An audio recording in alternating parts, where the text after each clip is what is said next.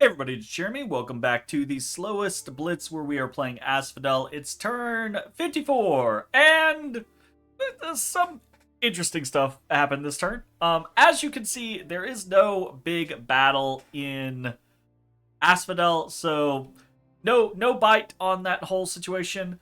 And it looks like it was mostly us attacking this turn, so kind of an interesting scenario. It feels like things are falling into the situation where man is okay either letting Agartha do the work or letting us slowly die, or maybe they're teching towards a specific thing that they're trying to deal with us with, but they seem to be falling into this pattern of push us one turn, do nothing the next, push us one turn, do nothing the next, right? It's just a raid counter raid scenario.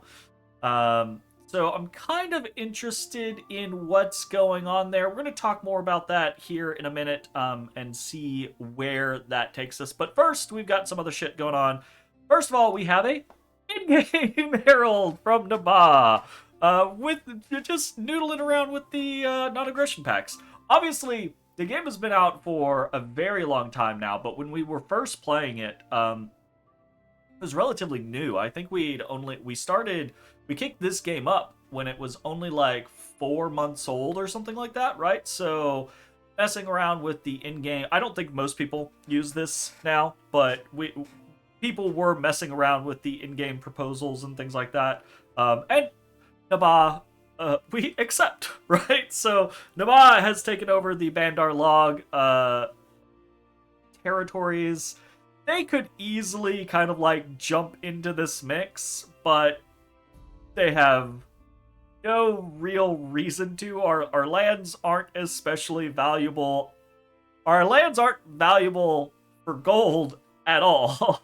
And they're not especially valuable for gems, unfortunately. So, it is what it is. They have their eyes set elsewhere, so we are happy to just be friendly neighbors with Naba. In other interesting news, I've been complaining for several turns about how strange it feels that there's no fucking globals up, or very few globals up. And then boom! All of a sudden, 4 globals go up. So, we have, what is this? Oh, okay, Forge of the Ancients up. We'll double check all of these here in a second. We have something, question mark. I love how the game has like these really intense descriptions, detailed, interesting stuff for some globals, and then other globals it's just like, nah, dog, go check the list. Right? We have another one from It's a Dry Heat. This is, okay, Eyes of God going up. And then another one from It's a Dry Heat is Fire is a Fickle Element. Quench the fire. Wait, what? Is this Eternal Pyre or is this Second Sun? Okay, let's go check. Because we know there aren't any major battles that we're going to spoil or anything like that. Let's go check. What do we got? What do we got? So we know Ghost Ship Armada went up previously from Man, and there have been some complaints about that. That was fun. I think they actually hit some Pyrenees provinces and caused some scenario there, but I don't know if there's anything that's going to come from it. The Forge of the Ancients does come up from Pyrene. So does Blood Vortex. Eyes of God up from Naba, and Eternal Pyre up from Naba. Okay, gotcha. Alright, interesting. Well, this is scary, obviously, because they're a great blood nation, and right now, no one is at a clear advantage in the game, right? Like, Van obviously, quite strong, doesn't have a third cap, but likely about to have a third cap in Phaeacia, right? Unless Man pulls a rabbit out of their hat, I would think. Pyrene has pretty large territories, though. They claimed, I think, almost the entirety of Jotunheim without much competition.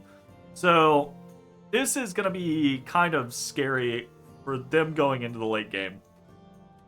With Forge of the Ancients and Blood Vortex, that's going to be some nasty demon stuff. So that's kind of cool. Let's check some battles. We've got a bunch of attacks. We attacked in Sitha. Small stacks. Mannequins all over the place. Flood the world with mannequins like we should have done 20 turns ago. Nothing much going on here. We lose a single mannequin. Very nice. Levendalen. Same thing. Bunch of horsies. Nothing going on here. We win in Levendalen. Frosted Peaks. Same thing. Bunch of regular mannequins. Nothing going on there. Easy win. We kill some wolves. We are attacked in Kepria by some wolves. But we moved a bunch of mannequins there. So this should definitely be a win. And that wolf I don't think has anywhere to run. So that should be a dead, routed wolf. Lost 10 mannequins for 30 wolves and a werewolf. We'll take it. Into Shade Forest. Bunch of mannequins, a few black centaurs. Nothing really there. We take that. Into Bycliff, we send our little vampire. Let's see how he does. He's up against just a single PD. He might be able to actually win. Who's he gonna drop on? He's not gonna fly. Instantly dropped and killed the front runner. Okay, cool.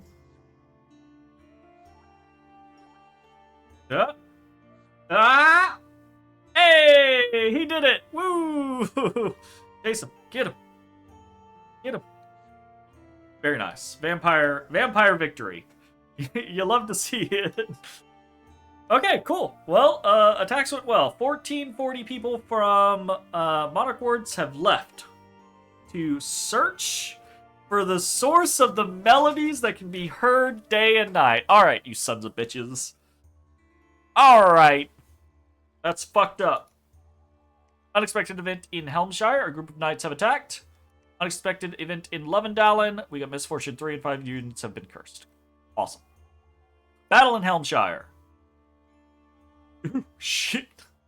That's a couple of knights.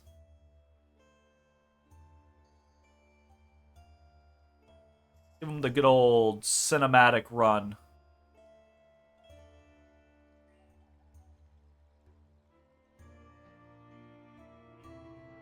Oh, that one guy. Oh, he's dead.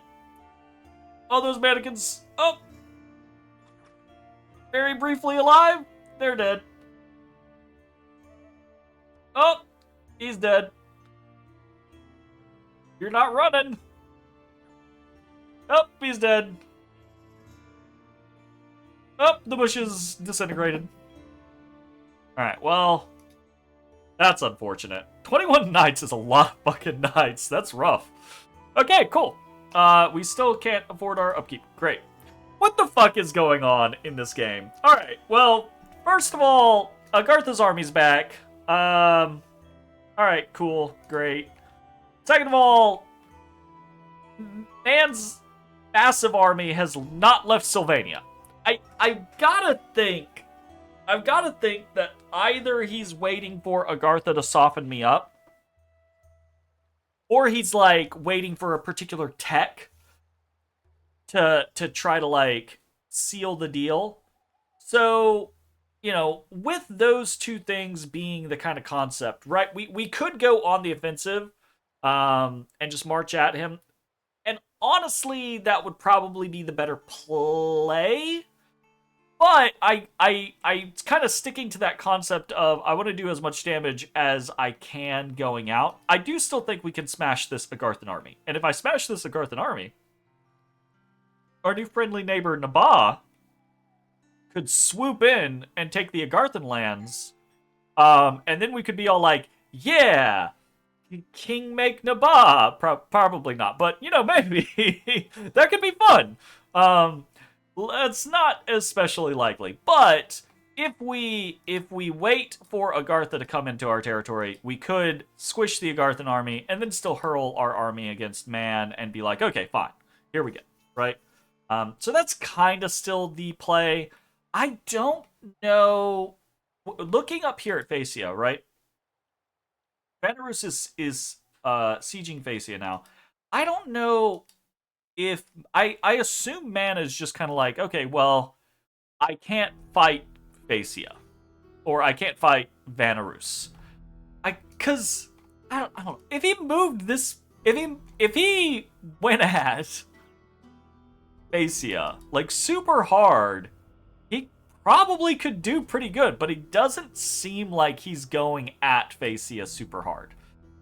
Obviously, if he went at Phaeacia super hard, that would expose him to us, and we would like try to roll up there. So it makes sense. It just sucks, right? Part of the thing that I was really hoping would happen with us being like, okay, well, we can't hold Phaeacia. We fucked up. We can't hold Phaeacia. We're gonna lose. Let's be punitive. Part of what I was hoping was for Van to sweep into Phaeacian territory and to be like, oh, fuck no, that's mine, and fight hard for it, because this is the territory that's still alive and kicking and doing well.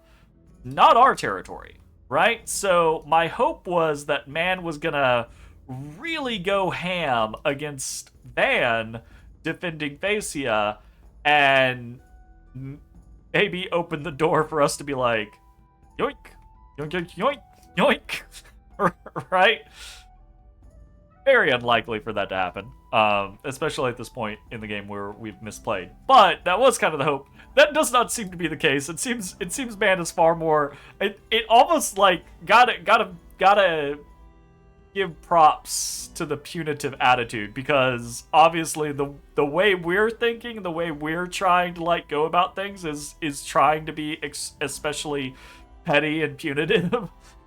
To be like, hey, fuck you. if you caused us to lose, we're gonna do our best to cause you to lose, right? Like that kind of concept. It does kind of seem like man's just like, yeah, well, right back at you. Fine. We might lose the Phaeacian territories, but you're still fucked. And okay, fair. Fair's fair. Good job.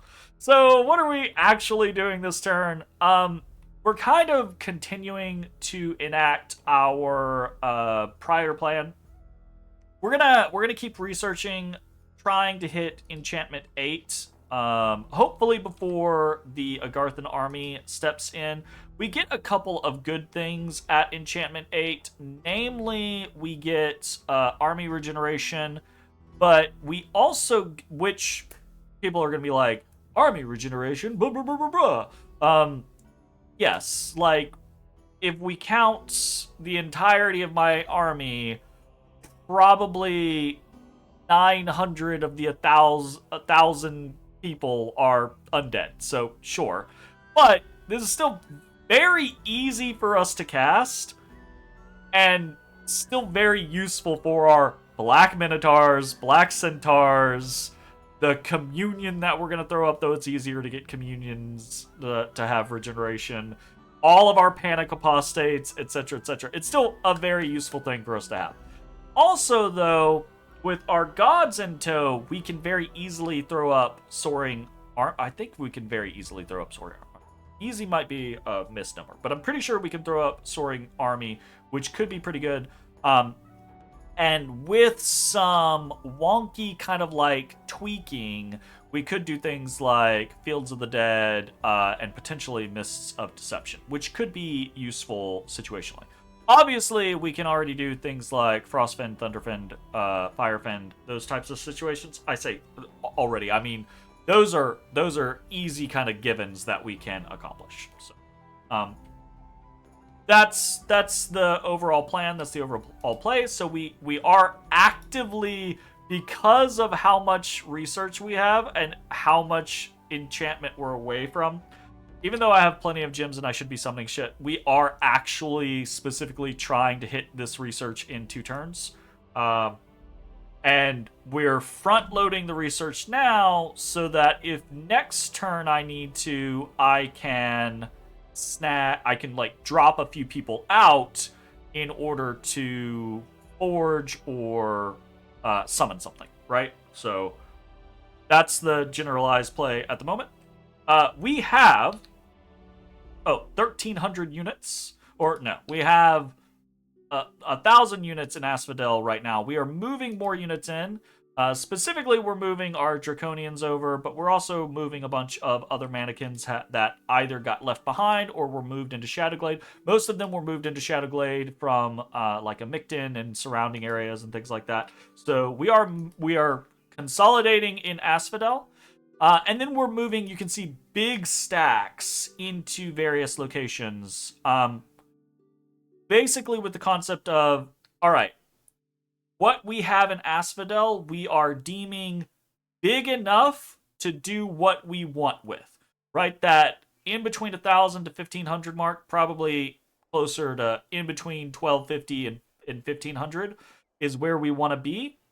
Especially with like a lot of those being specialized, right? Like nearly 50 Carrion behemoths.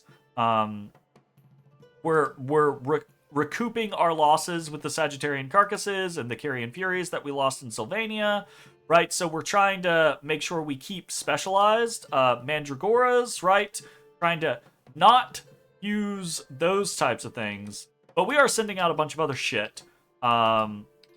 Like a bunch of just straight mannequins and mixtures of things here or there into various areas, right? Carrion horses, bunch of mannequins. We're trying to enact that concept that I've been talking about for a while of the idea of like, oh hey, 20 turns ago, if I had more mannequins at that point and was being less cautious with them, because that's also the other big idea, is feeling like I had enough mannequins to do what I needed to do, and then using the mannequins rather than just having excess mannequins sit around, sending 100 mannequins, 200 mannequins at random provinces and being like, okay, if 5 knights show up in this province, they're potentially dead. If 30 wolves show up in this province, they're definitely dead, right? Like that kind of idea. So we're trying to go ahead and enact that. The issue now is this, I think, was a very effective strategy 20 turns ago. So let's turn 54. So 20 turns ago, between 30 and 15 turns ago, I think this was an effective strategy. So I think man would have immediately been like, oh, well, that's what they're doing, let's do something else. The issue is obviously now they have better counters to it. So I don't know that this is going to work very well, but maybe this will get us a couple of pops. Maybe we'll run a 200 stack into a stack of 40 fucking Knights of Avalon, and the 200 stack will die without doing anything. It's all kind of up in the air. But the point is that what we're throwing out now, we feel okay about losing, right? And we're entering into this risk v reward situation where it's like, we want to start trying to do damage, but it's going on the warpath is gonna get us, probably gonna get us killed without doing too much damage. So we want to kind of like throw mannequin weight around to see if we can do damage while waiting for an army to come and try to kill it. Assumption right now is that we'll throw a bunch of these big stacks around. We'll get lucky with a few. We'll lose a couple. We're generating enough now, right? To where we replace... What was it? I think we're replacing 100 mannequins like every 3 turns, which isn't good. That's not where we want to be right now. But, it's more than nothing, right? So I think the idea that we're assuming is going to happen is that Agartha is going to march at us. In 2 to 3 turns, we'll fight a big battle with Agartha. And then either in sync or shortly after, my assumption is that Man is going to move out of Sylvania. We'll see how that goes. That's generally the situation. We're probably going to, again, trying to hit enchantment 8 in 2 turns. Just in case, right? Like, Agartha moves here, Agartha moves here, we fight a turn later, right? Like that kind of concept. So try to make sure we hit enchantment 8 in 2 turns. So next turn we might start trying to dump gems and see how that all works out. That's the turn. Thanks for watching. We'll see you next time. Bye-bye, everybody.